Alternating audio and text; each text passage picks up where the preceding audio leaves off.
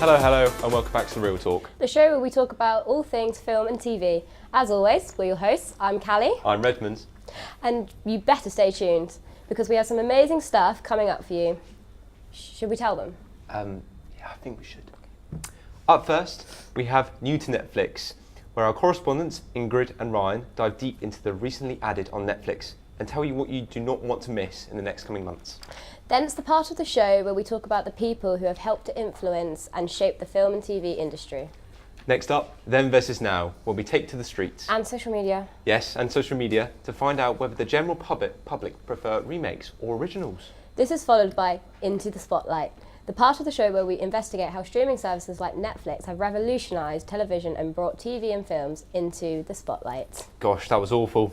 And finally, in Real Talk fashion, we are celebrating the Oscars with our very own rewards. Yes, the real Oscars.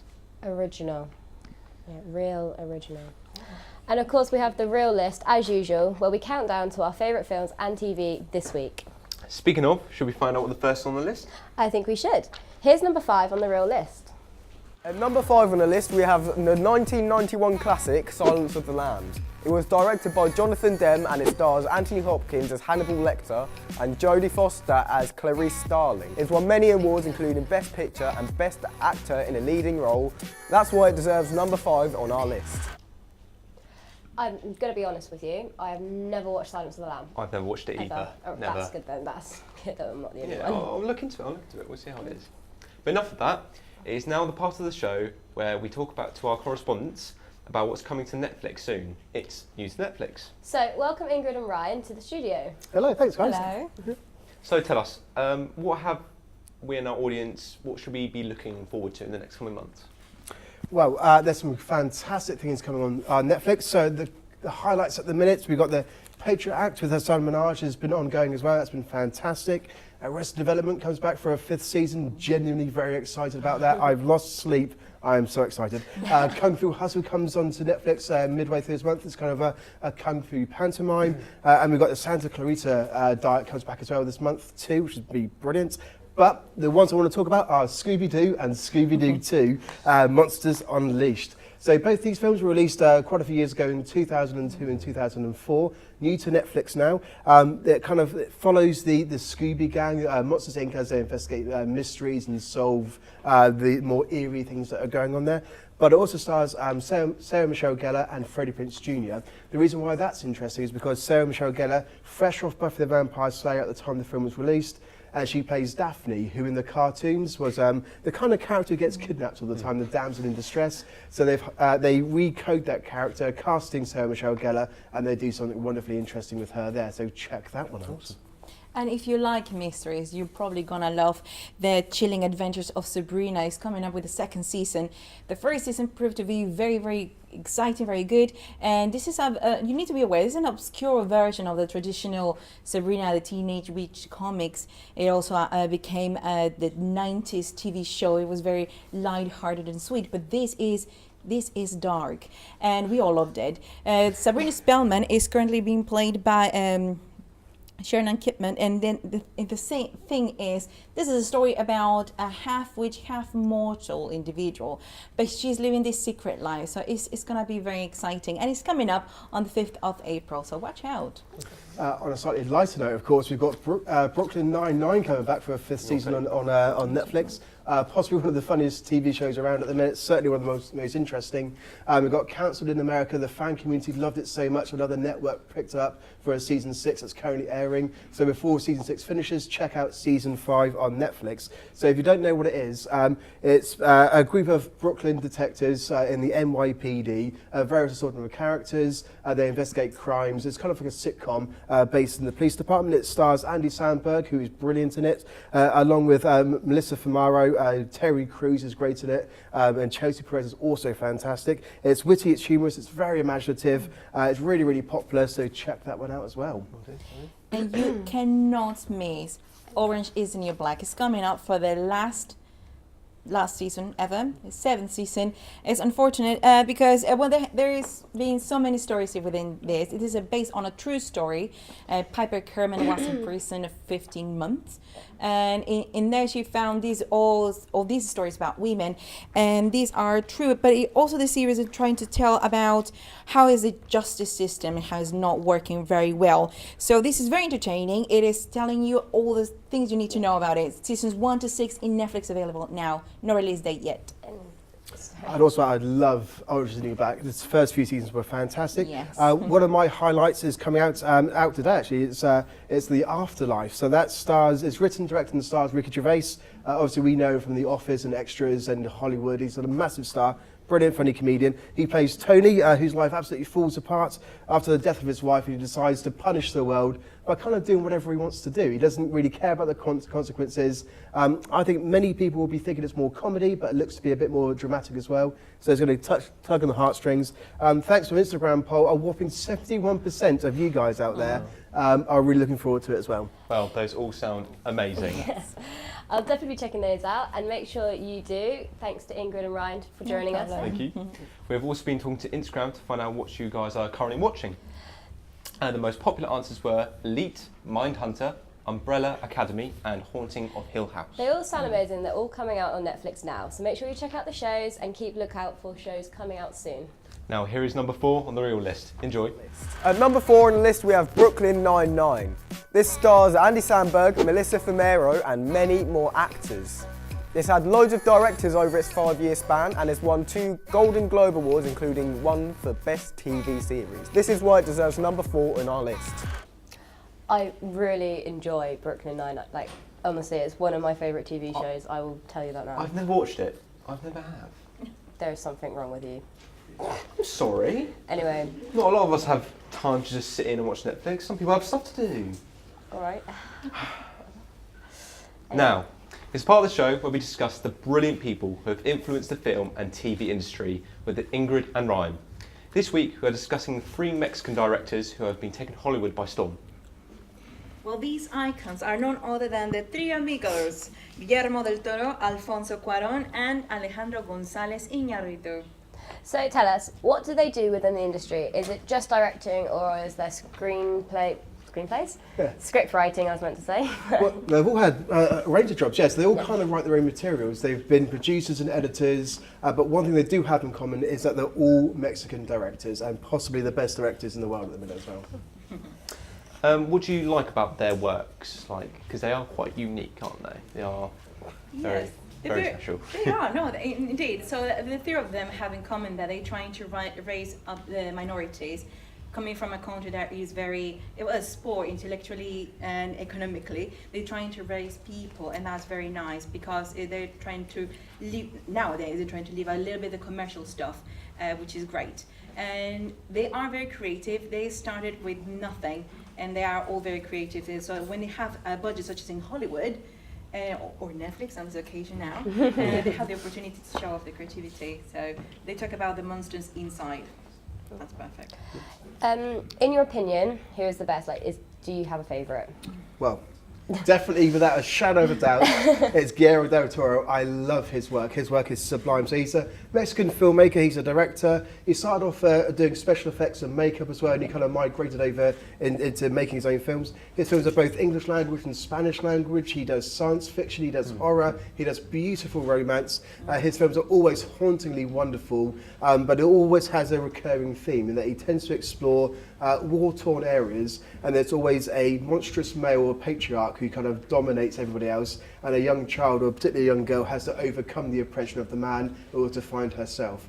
So my particular favourite of his is Pan's Labyrinth, and I can't recommend people watching that enough. It got 22 minutes of standing ovation where it aired at Cannes Film Festival quite a few years ago, and it is a sublime piece of work. I love his Shape of Water, by the way. Yeah. Fantastic. I have a soft spot for Cuarón, if I'm quite honest. Iñárritu has beautiful works. He gave Leonardo DiCaprio his first Oscar, so The Revenant has to be watched. Also beautiful from Iñárritu, beautiful. But Cuarón, if you have the chance to go on Netflix, watch Roma and hear Roma, it'll be fantastic. Also Gravity. for Quaron. And I would add for Coron as well, in that so Roma was a Netflix original show, Netflix original film. It got wide distribution in cinemas. It's kind of changing the game for how Netflix are showing their films on Netflix and cinemas at the same time. Won multiple Oscars for it, beautiful cinematography, and he seems to be at the forefront of the changing nature of media at the minute. Well, thank you for that. That was very interesting. It's very inspiring as well. As always. Indeed, but it's that time again. Yes, you guessed it. Here's number 3 on the real list. At number 3 on our list, we have End of the F***ing World, directed by Jonathan Entwistle, and it stars Jessica Barden, Alex Lawther and Steve Oram. It's won many awards, including a BAFTA and a Best Drama Series. That's why it's number 3 on our list. So, I've never even heard of that. Like, Have you not? No. It is so good. I watched the whole season in one night. Oh, Don't know how I God. did it, but it is worth the watch, I promise you. But I do have a question for you. Okay. Remakes or originals? I do prefer originals, but there have been some really good remakes, I'll admit. There have been. In my experience, originals have always been the Yeah. best. So, Should I say? yeah, right. Should we both say it? Yeah, we'll both say it. Yeah. Run Run VT. VT. Do you like films? I do like films, yes. Do you prefer originals or remakes? I prefer remakes over originals. And do you have a favourite remake? Blade Runner 2049. Any reason why? I felt like the new angles and more upgraded technology that they have now made it better than the original, because you had lots more colour and vibrance, which was like a big deal from the first Blade Runner, as well as the new camera techniques that we've developed, and post-production is a lot more of a cinematic experience than the first one. Awesome, thank you very much. You're welcome. Do you like films? Yeah, Do you prefer remakes or originals? originals. Do you have a favourite? It.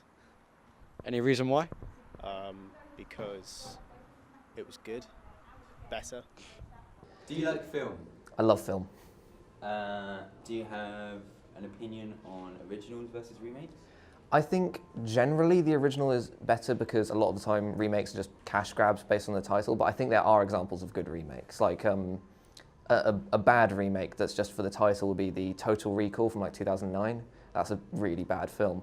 But a good remake would be the 1983 Scarface. That's a remake of the Howard Hawks film, and the 1983 one is actually, I would say, a superior film. And do you have a favourite remake? Probably Scarface. It's just, I think it's a really good update to the idea, brings it to a new generation, a new decade really well. Just a brilliant film all round. I love films. I think they're an important part of our culture. Do you prefer remakes or originals? I think it depends on the production.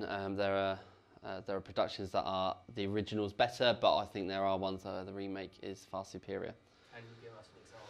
So there's a remake that I preferred over the original is David Fincher's The Girl with the Dragon Tattoo. Why did you do that? I think his visual style of filmmaking is something that I've always been attracted to, and that's no different with The Girl with the Dragon Tattoo.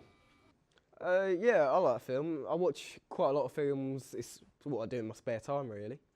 And do you have an opinion on originals versus remakes? Normally, I tend to prefer the originals just because they're classics. However, there's one exception to that, and that's with Charlie and the Chocolate Factory. I don't really know why I prefer it, but with the remake, I don't know, I just prefer it. See, I do like remakes though. I love the Jungle Book remake. Have you seen? Yes, that's very good. Really good remake. It is a big argument amongst our That is society. true. Remakes That or is true. originals. We'll never That is- know. Yeah. We also run a poll on Instagram to find out 63% of you guys are excited to see the new Lion King remake. That's got Beyonce in it, hasn't it? That's the one. She plays Nala. Yeah. I'm still not sure about it. I'm not. It's got Beyonce in it. We also ran a poll on Twitter asking people whether they preferred remakes or originals. The results were surprising and showed a 50-50 split. It's clear that you prefer it's down to personal preference. And although remakes sometimes get a lot of hate, they can sometimes be good or better than the original. Well, after that, I bet you're just dying to know what is number 2 on the real list. So here it is. Enjoy. At number 2 on our list, we have Black Mirror. It contains a highly talented cast and it was written by Charlie Brooker, with many directors. It's won 6 Emmys, including an outstanding TV movie. That's why it should be on number 2 on our list. Have you not watched it? No, I've seen a lot of it. I've just never thought to watch it. They do mess with your head. They are very creepy. Okay. Now, it's the part of the show where we shine a light on what streaming services like Netflix have done to revolutionise TV. Yes, you guessed it, it's Into the Spotlight. Run VT.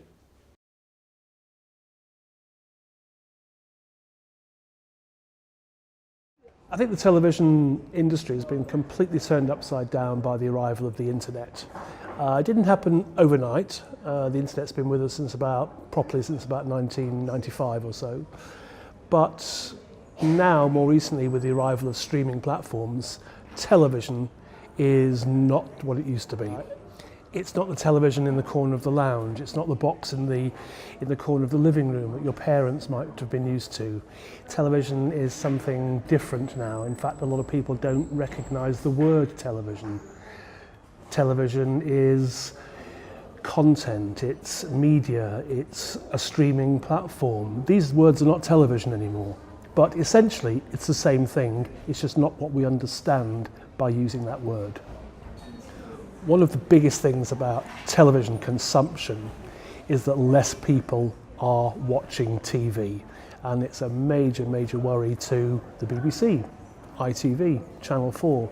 These are businesses, huge organisations that rely on viewers. They rely on viewers to sell adverts to, they rely on viewers to pay licence fees to get people to watch their content. But if less people are watching television, then these broadcasters become a little less relevant and a little worried that the competition, by way of Amazon, Netflix, more recently we'll be seeing much more of Google and Facebook competing for those same eyeballs. So the arrival of streaming platforms, the arrival of the internet, the arrival of the web, the arrival of this different form of media consumption is turning things upside down on many, many, many levels. People write books about it. It's a huge question and it's of huge significance, and it's happening every day. We're living a revolution.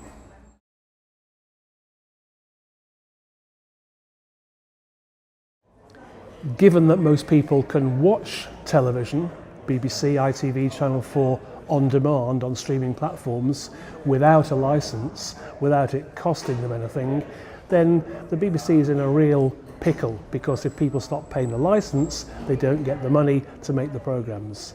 And the BBC has responded in a number of ways. When the BBC first noticed that people weren't watching television on television, they did a number of things. The first thing was to move one of their channels devoted to young people online. They took it off broadcast, scheduled TV, and they put it as a website. And that was great. It's been very, very successful. And in fact, often some programs become so popular online on BBC Three that they then migrate back onto television. And it's become quite a nice thing.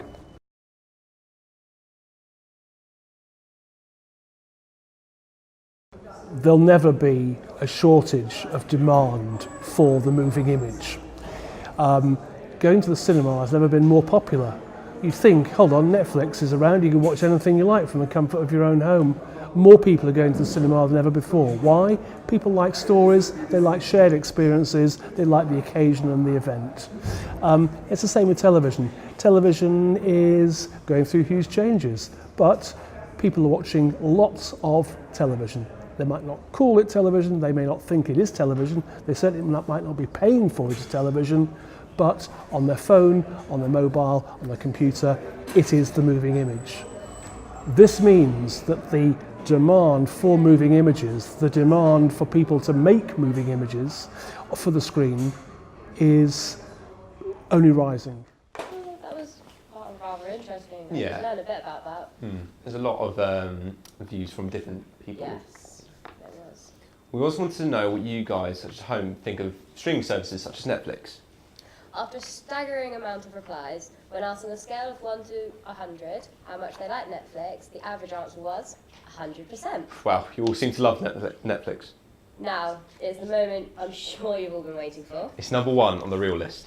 I wonder what's going to be this week. Well, let's find out. Here's number one.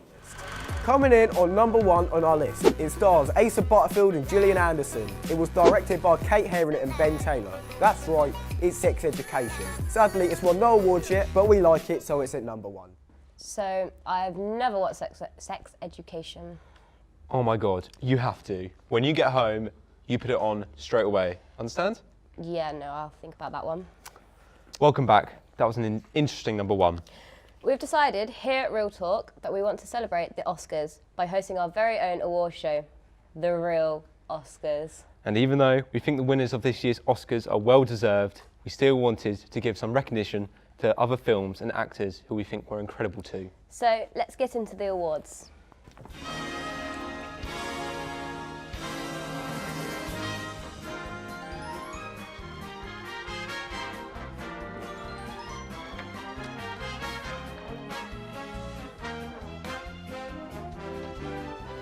The first award of the Real Oscars is for the Best Picture, and we are awarding it to The Black Klansman, the comedy based on the incredible true story of Ben Stillworth.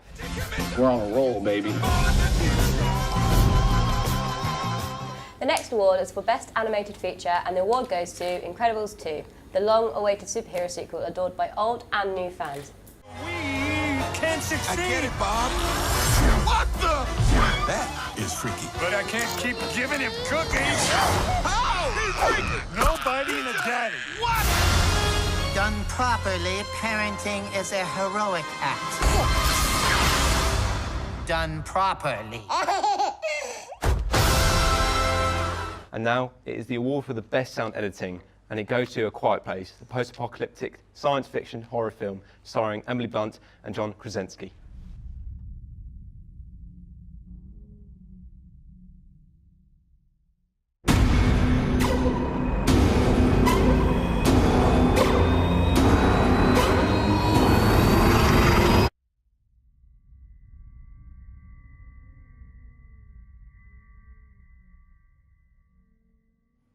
Moving on to the Best Visual Effects, the award goes to Avengers Infinity War, the epic superhero film that features all your favourite heroes teaming up together to fight Thanos. Run from it. Destiny still arrives.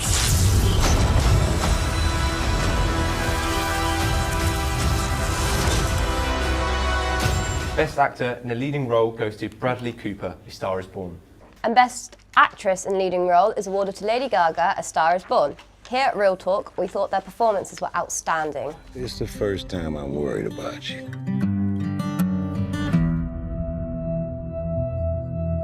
Can I ask you a personal question? Okay. Tell me something, girl. Well, that was an amazing show. It's over already? I'm afraid so. Time flies when you're having fun. Very true. So thank you all for tuning in. Yes, also a huge thank you to our guests, Ingrid and Ryan, and of course our correspondents out in the world. Thanks to the crew also, and also you, our lovely audience, for tuning in. We hope that you enjoyed our show, and from everyone here at Real Talk, have a good rest of the week. Until next time, goodbye.